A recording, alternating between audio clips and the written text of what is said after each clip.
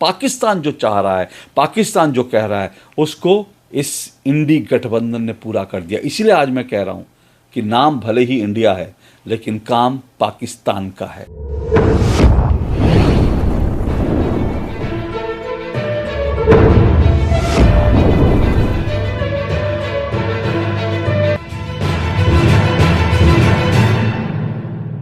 नरेंद्र मोदी को सत्ता से हटाने के लिए और राहुल गांधी को भारत का प्रधानमंत्री बनाने के लिए आज से करीब 14 महीने पहले कांग्रेस ने तमाम विपक्षी पार्टियों के साथ मिलकर 18 जुलाई 2023 को एक विपक्षी गठबंधन बनाया था।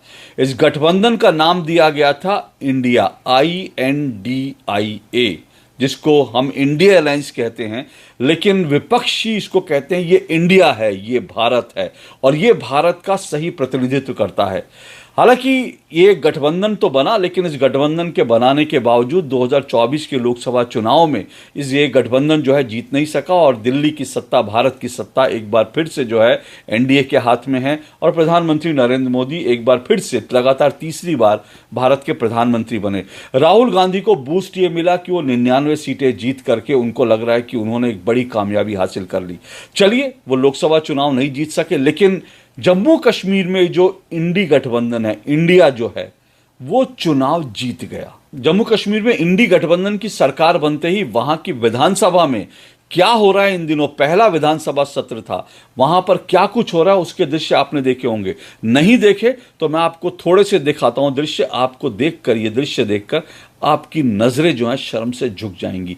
यह है जम्मू कश्मीर की विधानसभा। देखिए, यहां पर विधायकों के कपड़े फाड़े जा रहे हैं, विधायकों को उठा उठाकर फेंका जा रहा है, सीढ़ियों, कुर्सियों पर चढ़कर एक दूसरे के खिलाफ हमले किए जा रहे हैं।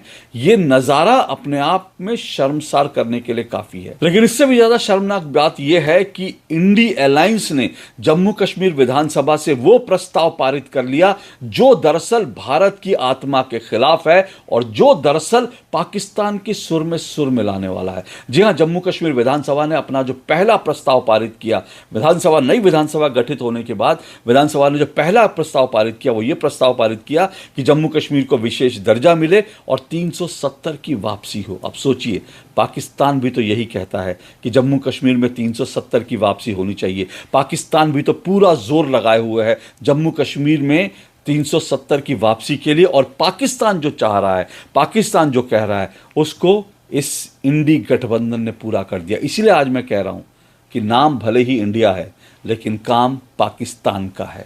अब ये जो पूरी की पूरी जो विधानसभा में जो मारपीट हुई ना, विधानसभा में जो हंगामा हुआ, वो इसलिए हुआ क्योंकि इंडी गठबंधन की सरकार जो है, इंडिया अलायंस की सरकार जो खुद को इंडिया कहते हैं, वो विधानसभा से ये प्रस्ताव पारित कराना चाहते थे कि 370 की वापसी हो, जम्मू कश्मीर को विशेष दर्जा मिले और भारत के संविधान को वहां पर जो है कुचल दिया जाए, एक बार फिर से कुचल दिया जाए। अब ये प्रस्ताव तो पारित हो गया और ये प्रस्ताव पारित कराने में कामयाब हुए। हालांकि आपको ये भी बड़ा स्पष्ट कह दूं, इस प्रस्ताव के पारित कराने का कोई मायने नहीं है, कोई मतलब नहीं है, क्योंकि प्रधानमंत्री नरेंद्र मोदी ये कह चुके हैं कि कोई कुछ कर ले लेकिन 370 वापस आने वाली नहीं है। और इससे भी बड़ी बात क्या, इससे भी बड़ी बात यह है कि 370 जो है इसलिए वापस नहीं आ सकती क्योंकि 370 हटाने का फैसला भारत की संसद में बहुमत से पारित हुआ और न सिर्फ संसद में पारित हुआ बल्कि देश की सुप्रीम कोर्ट ने इस फैसले को जो है, इस फैसले पर अपनी मोहर लगा दी है। लंबे समय तक इस फैसले को ये पूरा जो इंडी गठबंधन है, कांग्रेस है,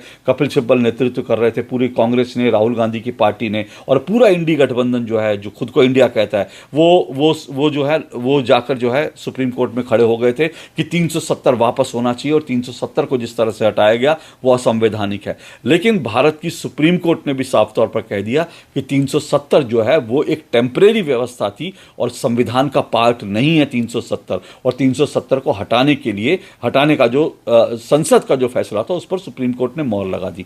लेकिन इसके बावजूद ये जो पूरा गठबंधन है जो खुद को इंडिया कहता है, ये इस बात पर अड़ा हुआ है कि 370 की वापसी होनी चाहिए। अब देखिए कि ये जो पूरे गठबंधन के नेता हैं, चाहे वो उमर अब्दुल्ला हो या फिर वो राहुल गांधी हो, ये सब हाथ में लाल किताब लेकर घूमते हैं, संविधान की दुहाई देते हैं। लेकिन इन्होंने जम्मू कश्मीर की विधानसभा में चुने जाने के बाद, अपनी सरकार बनने के बाद पहला काम इन्होंने भारत की संविधान की आत्मा की हत्या वहां कर दी, भारत के संविधान को वहां पे कुचल के रख दिया। दिया, क्योंकि 370 भारत के संविधान का अभिन्न हिस्सा नहीं है, वो एक टेम्परेरी व्यवस्था थी और उस टेम्परेरी व्यवस्था को जो है भारत की संसद हटाने के लिए पुष्टि कर चुकी है और सुप्रीम कोर्ट के आदेश के बाद अब वो संवैधानिक व्यवस्था है कि 370 अब जम्मू कश्मीर में लागू नहीं होगी। लेकिन इसके बावजूद भारत इस संवैधानिक व्यवस्था के धज्जियां उड़ा करके ये लोग फिर से 370 को वापस लाना चाहते हैं। इसीलिए मैं कह रहा हूं कि इनका नाम भले ही इंडिया है, लेकिन ये काम जो है पाकिस्तान का एजेंडा जो है पाकिस्तान का चला रहे हैं। अब पाकिस्तान 370 की वापसी क्यों चाहता है? पाकिस्तान 370 की वापसी इसलिए चाहता है ताकि अंतर्राष्ट्रीय जो मंच है वहां पर वो जम्मू कश्मीर को एक ये दिखाए कि जम्मू कश्मीर अलग है, वो भारत का जो है अभिन्न हिस्सा नहीं है और जो है ये विवादित क्षेत्र है, ये दिखाने के लिए 370 चाहता है।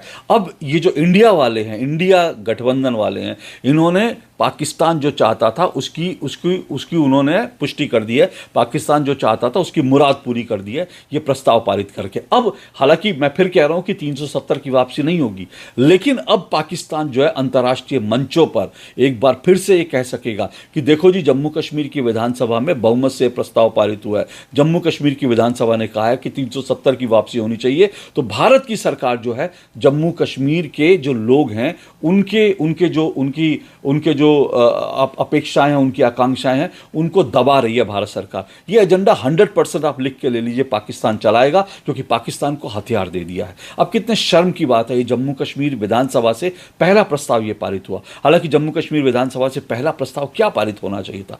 पहला प्रस्ताव ये पारित होना चाहिए था कि जम्मू कश्मीर के में आतंकवाद से लड़ते हुए जो भारत के जवान, भारत के सुरक्षाकर्मी, भारतीय सेना के जवान जो शहीद हुए हैं, सबसे पहले जिन्होंने अपना बलिदान दिया है, सबसे पहला प्रस्ताव उन बलिदानियों को श्रद्धांजलि देने का होना चाहिए था। उसके अलावा सबसे पहला प्रस्ताव इस बात का होना चाहिए जो जम्मू कश्मीर के नागरिक और जो भारत के अन्य राज्यों से गए हुए जो जम्मू कश्मीर के नागरिक थे, जो आतंकवाद की बलि चढ़ गए, उनके बलिदान को समर्पित करते हुए, उनके बलिदान को श्रद्धांजलि देते हुए एक प्रस्ताव पारित होना चाहिए। लेकिन ऐसा कोई प्रस्ताव पारित नहीं हुआ। पहला प्रस्ताव वो पारित हुआ जो पाकिस्तान चाहता था, जो पाकिस्तान का एजेंडा था। इसीलिए मैं कह रहा हूं कि इनका नाम भले ही इंडिया है और ये एजेंडा पाकिस्तान का चला रहे हैं। अब सोचिए, अभी ये सिर्फ जम्मू कश्मीर में आए हैं, अगर ये भारत में आ जाते तो क्या होता? ये कल्पना करके, सोच कर ही शरीर में जो है वो सिहरन दौड़ जाती है। आज के लिए इतना ही। नमस्कार।